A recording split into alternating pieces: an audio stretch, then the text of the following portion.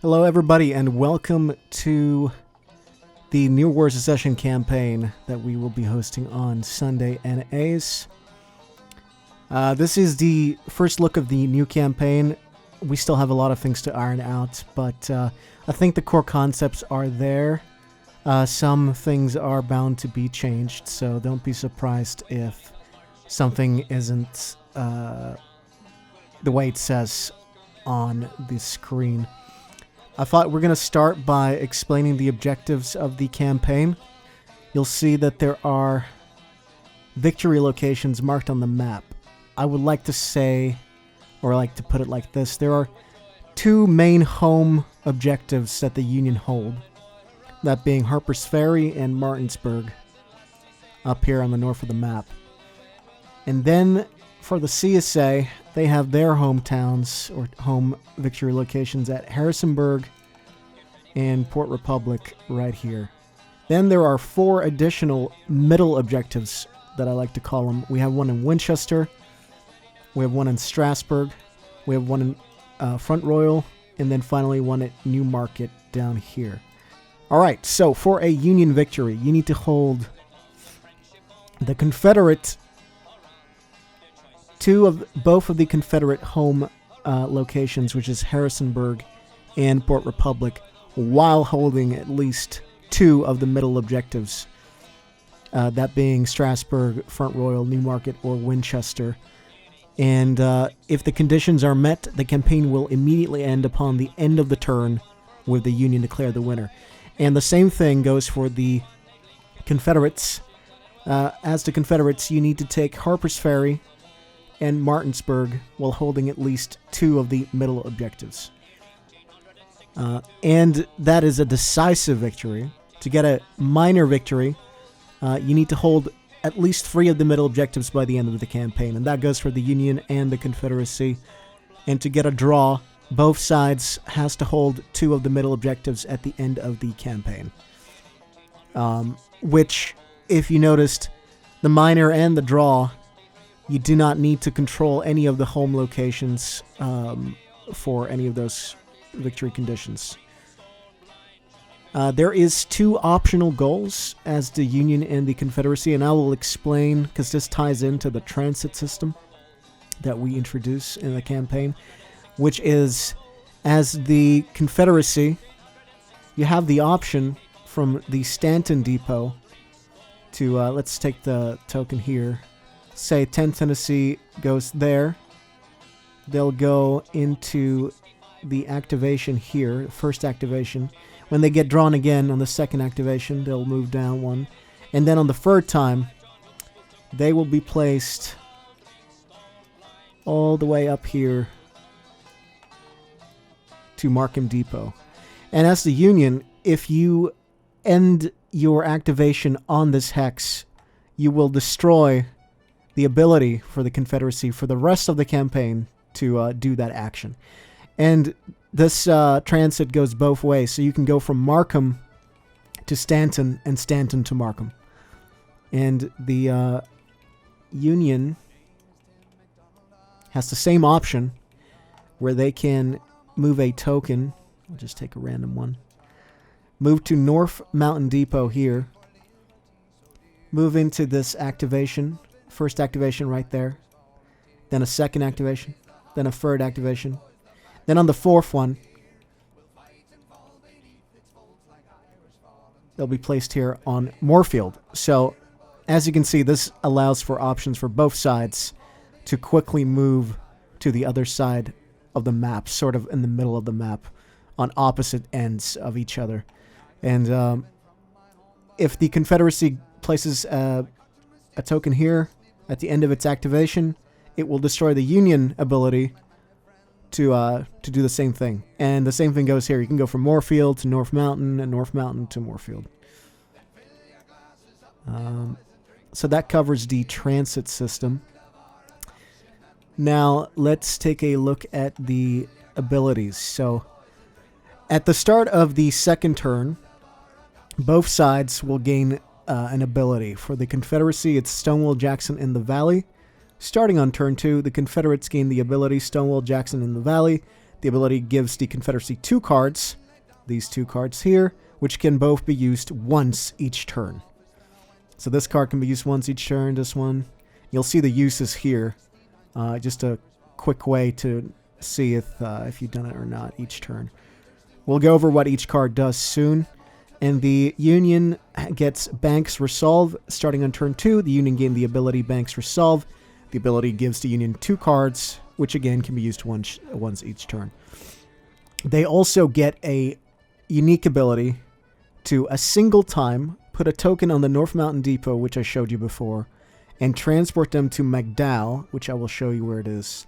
And it functions just like the transit system, except you'll take the activation to activate this ability, and then at the end of the turn, you will be transported there immediately. So it will move you to McDowell, which is right here, which allows the Union to send 1 extra token to this side of the map if they choose to. Let's go over what each card does. So, defeat in detail.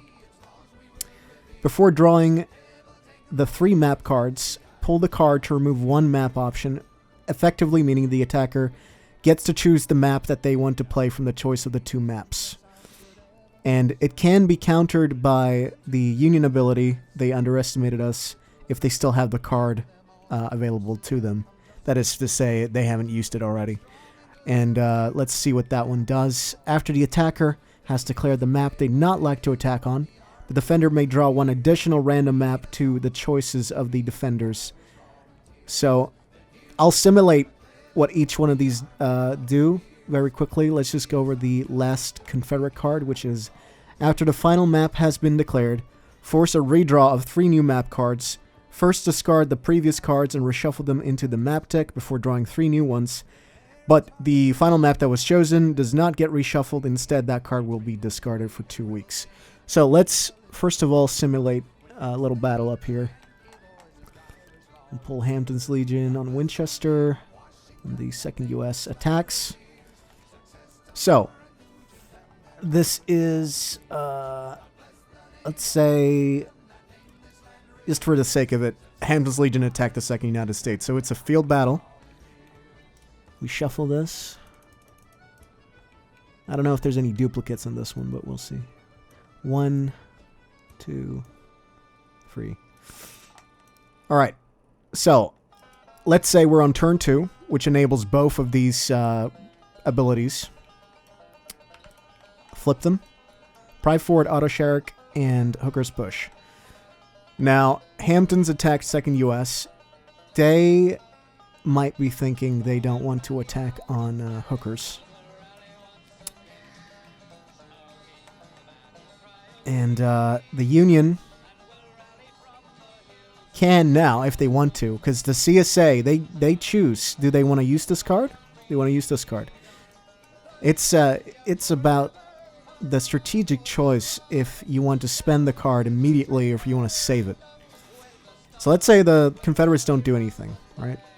So now the Union, they only really have 1 strategic choice each turn, which is this card. So after the attacker has declared the map they don't want to attack on, this could happen. Union says, fuck you. We'll pull another one. And now they get 3 choices on which to defend on, which is a huge bonus. But this can only be done once per turn. All right. Let's say that these are the cards that were drawn. Actually, no. So we'll flip these. So before they're drawn, the CSA has to use this card and announce it. Or when all is said and done, they can use this card, right? That's the way to look at it. Use this card before the 3 cards are drawn. Use this once all the choices have been made.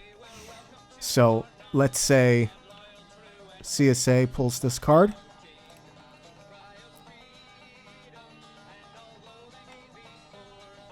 Which means we remove one of the maps. Let's just say we remove that. Remove that one. And so now there's only 2 options, right? And the attacker basically get to choose which one do we not want to defend on. Attack on, sorry. And I would say this one's kind of... I'll say I don't want to attack on Pry Forward. Alright. So now the Union, they still have this card. They can play it. And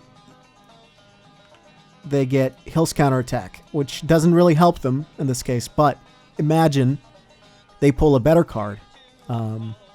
They can now choose to defend on either one of these. So it kind of negates the ability of this card.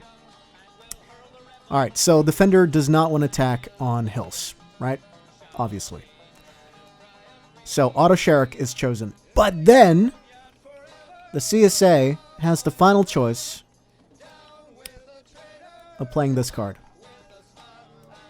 What does that do? Well, this card, which is the final card chosen, all the cards that were drawn get put back into the field stack. We reshuffle that. This card is discarded for 2 weeks. So no more Auto Sherrick for 2 weeks. Then we draw 3 new cards. And basically the process is repeated. But this time, all the cards are spent. There's no countering anything at this point. CSA has used both their cards, and Union has chosen their card. So this card is kind of what you want to do when the final map that gets chosen, you don't like that map. So you just force a redraw of 3 new maps. That's basically how the ability system works with the cards for the campaign. Now there is one final card. Oops. Give me a second here. There is one final card, which I haven't shown you yet. But once all the cards have been used, so all these 3 cards were used, you place them like that. So you can tell that they've all been spent. Now, every turn, the Union... This card's kind of boring, but it basically allows the Union to get a slight manpower boost over the Confederates. So every turn, you draw this card. There's no reason not to draw this card. You get an additional 100 men to your manpower pool as the Union. Like that. Okay. That basically explains everything to do with the special rules to the campaign, except for the random events table, which I'll show you now. Gonna need a die over here. So, starting on turn 1, the Confederates have 1 random event they have to pull, which basically the conditions say, if the Confederates lose any of the first 2 battles of the campaign, immediately roll a 1d6 to add an additional minus 30% casualties. Or, I mean, you know, 30% casualties. The minus is kind of redundant. But you successfully avoid on a 4-6 and you fail on a 1-3. So, let's say the Confederates lost 1 of the battles of the opening 2 battles of the campaign. Let's roll to see. And they avoided it. So, you know. And a lot of these, especially for the Union, on turn 2, they have Front Royal, Cross Keys, and Port Republic on turn 4 and 3. They all work the exact same as this First Kernstown event, except it is a higher chance of failure for the Union. So this is kind of a way to counter the Union slight manpower advantage, is if the Union fail to successfully avoid any of these, that's additional casualties added on top of that. So for the Confederates, they have 1 of these, and it's 30%. The Union have 3 of these, and they're 20% each. And then finally, there's... actually, not finally, but there is on turn 2, for the Confederates, it's Yule delays, and for the Union, it's McCall delays. It basically is to roll to see if... For the Confederates, it's this token to see if it arrives on that turn, or if it delays until the next turn. For the Union, it works the exact same way up here. And the final event is Jefferson calls/sends for aid every turn for the Confederates starting on turn 2. You roll to see if the CSA gains or loses 100 manpower. This could go either way. It's kind of a wild card. It's a 50-50 chance of losing or gaining 100 manpower. So it's kind of to symbolize Jefferson needing more troops in the Peninsula campaign, or sending reinforcements to Jackson in the Valley.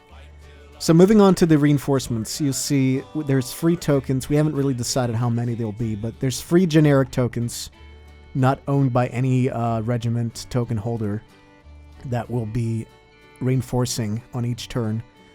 Turn 2, turn 3, turn 4. And for the Union, we haven't quite decided where they'll land, but they'll be...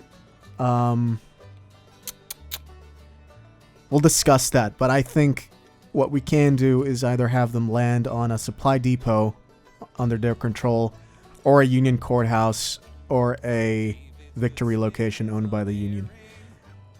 We'll see which one we do, but obviously you can't put a reinforcement token on a hex that's already occupied, so it can't be... we cannot have a single location be the place where the reinforcement gets placed, so it can't be Harper's Ferry only for the Union, for example. It's going to have to be multiple. But we'll decide what we do on that.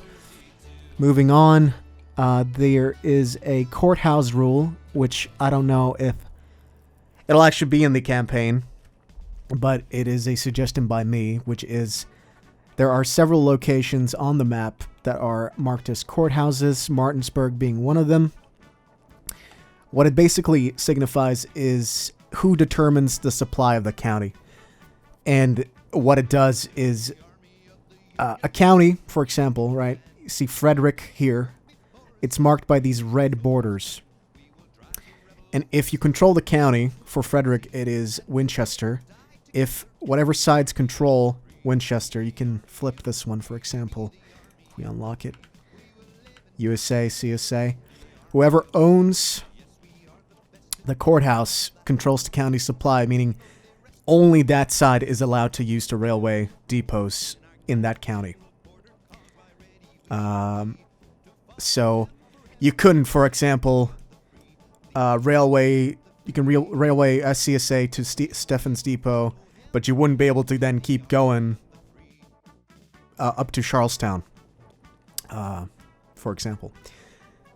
And then that also ties into the final thing with the courthouse, which is it also prohibits drawing supply from supply depots if the said depot is not controlled by the side that holds the courthouse. To simplify that, what that means is, let's say the Union flipped this courthouse, and that means that this CSA supply depot cannot draw supply, which means this is contested, basically. Which means that it ties into the manpower income system, which is each supply depot gives you 30 plus manpower. There is a total of 8 plus 9, 17 supply depots on the map, which signifies the current income each turn for each side. So that supply depot would not count for the CSA, and it would be added to the contested and removed from the CSA total amount. So that's what the courthouse does, basically. And with that said, I believe that is it for any special rules or anything that has to do with the new campaign. We have added the new maps as well from the drill camp.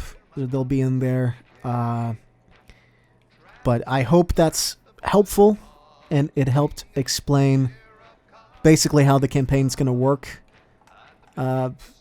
There is maybe a few things that I overlooked, like the ferry system, but it's pretty self-explanatory. And we will try to have a rule book of a PDF on the side here, which you can flip through to see the rules. And I believe that's it. We'll also try and update the tokens for each side. I know there's been quite a delay with that, but hopefully that should be updated for the start of the campaign. And yeah, I hope you have fun. I hope it was informative, and I will see you when we start, I believe on the 12th. I could be wrong about that, but yeah, have a good one. This was Gene from HL signing off.